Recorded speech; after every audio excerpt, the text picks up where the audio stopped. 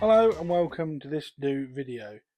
In this video I'm going to show you how you can easily build some scrap shunters for your layout using these prototype references of scrap 03s and 04s that I found on the Withdrawn Locos page on Facebook. You can see classes 03 and 04 in various states of disrepair, missing bonnet side doors, and this one's even missing its bonnet top completely. So I'm going to start with this venerable old Airfix diesel shunter kit. This is still available from Dapol under their Dapol Kitmaster range.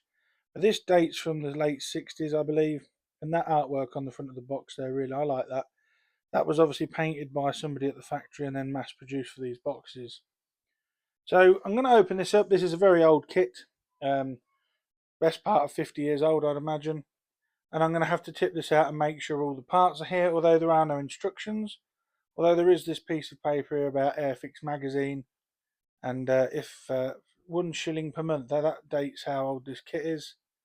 And there's an Airfix checklist. So I'm going to lay all the parts out on the workbench. Now you do need the majority of the parts for this build. You don't need all of it. For example, I very rarely put the side rods on these models when I build them like this. And you'll see later that I've done a few of these scrap shunters, and they do add some visual interest to that, and they are easy to build. So I thought I'd do a series of videos modelling scrap locos using various kits and non-runners, and this is the first one. So I'm just sorting all the bits out, the bonnet sides, buffer beams, buffers. For this project, like I said, if any of the minor bits are missing, buffers, wheels, etc., you can get away with not using them. So now everything's sorted out into piles, I'm going to start with the assembly. Now I'm not going to cover every step of the assembly. This is pretty self-explanatory how this kit goes together, and I'm going to use this Humbrol liquid poly to glue it all together. Now I've had this for a number of years as well. I don't believe they sell it like this anymore, but this is still good stuff. So, and it's got the brush built on there. So I'm going to put the frames together. These are a simple pinion and hole setup, and then I'm just going to use a couple of clamps to clamp that in place, and then 10 minutes and that glue has set thoroughly. And then once the frames are all dry, you can see there that I've put the buffer beams and the running board on and the air tanks, and I've left one wheel out. Now if you're careful and file off any flash, not that there's much flash on these kits because this is when the tooling would have been new. Nowadays you'd have to clear all the flashing off, but these kits are relatively new when they're in this black plastic. So you can get away with cleaning it up, and if you're very careful with the glue, you can make it so that the wheels turn, which is what I want to do on this model. All the other scrap shunters I've built all have static wheels. So just pushing the two halves of the wheel together there. They are made so that the quartering is correct. I've never seen one of these made so that you can actually move it along with the side rods, but I'm sure somebody has. Now it comes to decision time. Now this is obviously a scrap diesel, so you have to look at the body sides and pick what doors etc. you want to open. And because of the casting lines in the kit, a scalpel with a fresh blade, and I can follow the raised door frame on the kit, and then a few gentle passes over this will eventually lead to the door falling out. So you work gently so you don't ruin the door frame on that side, and you can see there that the door has been removed. Now keep the door to one side, you will need this later on. So I've fitted the interior there. There's like a dial panel that I put on, and then using the glue again, I'm just going to build up the cab. I do 2 or 3 sides and then set it aside to fully set, and then I'll come back to it and add the other side on later. So there's the front of the cab, followed by this cab side. Now this side I decided to leave the door in the closed position. How many doors, windows etc. you want to put in this model is totally up to you. And you can see I'm just putting some more glue on the inside there. This glue does spread quite well with capillary action, and if I'm running out, but I would have used plastic weld cement had I not got this liquid poly. So once that's all done, there's a control desk to go in. This helps keep the cab front square. So that's put in, and then again that is held in place with that liquid poly cement, and then the cab rear is also put on. When you do come to put the other side of the cab on with the open door, I tend to leave the roof off until after painting. It gives you better access, otherwise you're trying to paint through the windows. So now that the cab door has been removed, you can now turn your attention to the bonnet side doors and work out which ones you want open and which ones you want closed. Now this smaller door here, this goes towards the cab. That is the back of the bonnet. It goes on that way. So don't get confused. And the good thing about this is there's a recess in between each door on this. So cutting this is very, very easy. The first thing I do is run the blade along the top just to cut away the piece of plastic that holds the bonnet top on, because that's extra from the doors. You don't want that in the way. And again, using the a fresh scalpel blade that we put on earlier, using the moulding on the plastic just to guide the blade. Now, as I said, these have got indentations in the representations of the door. So a few passes with the knife and you can soon separate all the doors. And again, you could have all the doors open on both sides or all the doors on one side closed. It's up to you. Use pictures. I just do this how I prefer to do it. So I'm going to have 2 or 3 doors open on one side. And after cutting, I just tidy up the edges with a file there just to remove any burrs that are left over from the scalpel blade. So I'm going to open these up a bit more and cut these 2 doors off. And then once all the doors are cut that you want to be cut off, we can then turn our attention back to building the shunter. Now, the next thing I do is put on the radiator grille and the front. That sits in those 2 square cutouts. Now you can cut that out. I have on one of the shunters I've built in the past cut that out and put a fan in its place. I'll show you that later, but on this example I'm going to leave it in situ.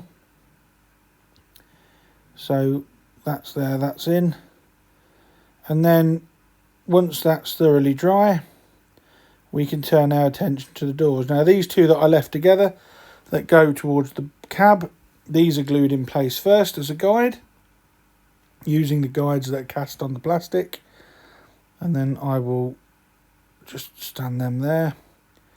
And then it's a case of gluing on the doors as and where you want them. Now you can either have them all open, you can take the doors off completely and model the interior.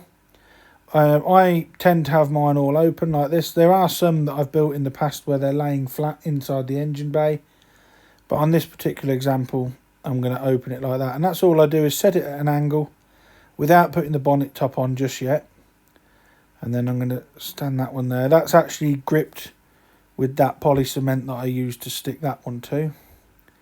Now just going to adjust these slightly. Push that together and let capillary action take that liquid poly down and hold all the doors in place. So that's one side done, and you can see that all 4 bonnet doors are open on this side. And if you work it out and work methodically, you can actually put them in the correct place so that if they were to shut, they would all meet up in the correct place. So that's that side done. And what I'm going to do is, obviously when they're on the layout, you can't really see into the interior. Now I'm sure somebody could 3D print an engine block or something, but what I'm going to do with this one, because I want this example to be able to be towed around with the doors open, I'm going to put some car balance wheel weights in there. And then when it's painted, just add a few little extra bits so it looks like an engine block. So I'm doing the doors on the other side now. Obviously I've got one of those doors closed. And once the doors are in place, I've got the bonnet top on there. You can see those weights in there that I've added. The cab roof is not glued on at this point. It is loose, ready for painting. But that is pretty much it. Everything's now set. The only other things I've got to do are add the buffers, the steps and the pipes. So it's not quite fully set just yet, so I've got to be careful. The buffers just push into place. Anybody with any kit building experience will be able to put these together without any instructions. Now the vacuum pipes on this model, the back one for the rear of the cab was put in place as is, but the front one I actually cut the rubber hose part off so it looks like it's been robbed for something else. So I just glue that in there, make sure it's level. And you can see the coupling shackle has also been glued in place. And then, as I mentioned, the steps then go on. Again, with this liquid poly, they just push in place. And then I'm also going to glue that door into the open position so that the door into the cab is open. This is the step for this side. Like I said, anybody with kit building experience, or anybody that's built anything like this in the past, will find this bread and butter, really. So there's the door that we cut off earlier on. So just running some liquid poly around the outside. I'm going to put that in the open position. Just hold it for a few seconds until that glue bonds. And this took a little bit longer than I actually anticipated. But just holding it in place gently and releasing the pliers. And that door is now in the open position. Well, I shouldn't have done that. I knew by adding a tiny bit more glue that would fall off.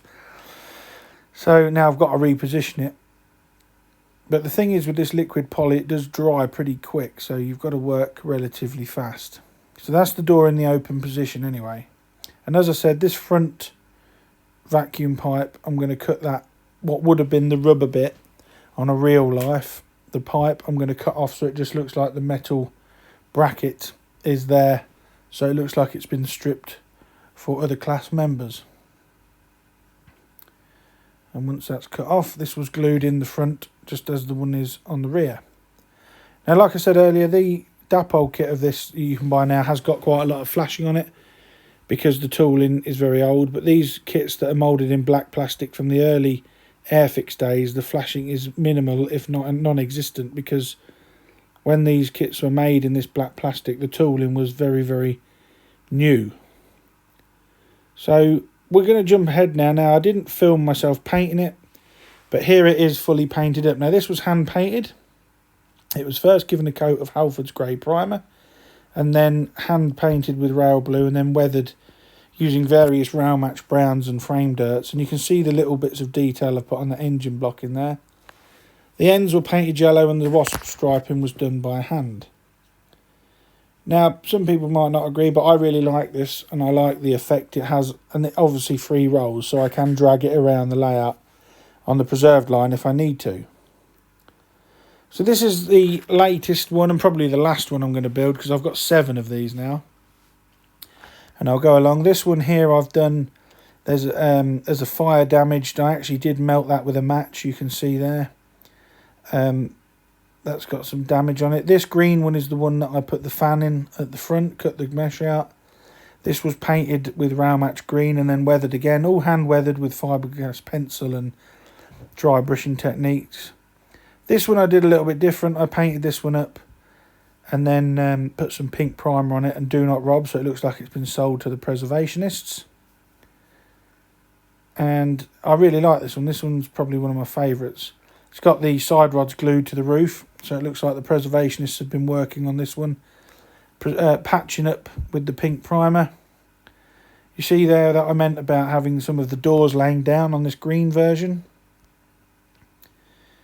And none of these have got any side rods. Indeed, this one I did is actually missing its centre wheel, so that's been heavily stripped. You can see that there's some foliage all glued onto these from my previous layout. Here's one on the back of the shed on the preserve line. This one, again, hand painted with rail match paints next to an Airfix saddle tank. And then this was the very, very first one I ever did about 15 years ago. And this is the only one that's got the side rods on it. All the numbers on the side were hand painted. And it represents shunters sold into industry that are now waiting their turn. All the windows are smashed, doors are open. And I think personally they look pretty effective. Now these models now are about £9 a kit. So I don't think they offer too bad value for money for something that looks very different. But if your painting skills are not up to much, you can always do this. Now this is another one I've done. This was built exactly the same way. And all I did on this was paint the buffer beams yellow, paint the wheels and chassis black, and then added a tarpauling over it. And there's a West Hill Wagon Works bucket over the exhaust, stop the rain getting in. But that there will save you a full painting and weathering job. And now you've got a fully sheeted over shunter to park in a preservationist siding or anywhere. So it's anywhere that the tarpaulin, which is just made from blue hand roll. Anything that doesn't cover, there was just a touch-up of blue paint, as you can see. So it gives the impression that there's a BR Blue 03 shunter, when in reality, that's not actually painted at all underneath that tarpaulin. So I hope you find this video useful. In the next video, I'm going to look at doing a scrap or to be restored steam engine. So stay tuned for that. And like I said, I hope you agree. These add some variety and some interest to the layout. I know they're non-motorised, but why would you don't need them motorised when they're in this sort of condition? There are other videos going to come up in this series. What I'm going to do, I've also got on my layout a scrap peak.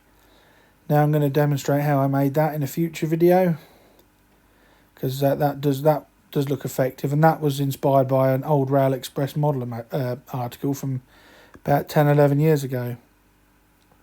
But I'm going to have to find a suitable place for all these scrap shunters now on the layout. I'm going to put them on a siding and then add some foliage, static grass around it. And I hope you'll agree that they all look pretty good. So yeah, thank you so much for watching this video. Any comments I welcome in the comment section. Please like the video, subscribe, and indeed, if you do have a go on building one of these scrap shunters on your own, let me know the results. It's always good to see other people's modelling efforts. So thank you very much for subscribing. No, thank you very much. Well, if you have subscribed, thank you for subscribing. But thank you very much for watching, and I'll catch you in the next video. Bye for now.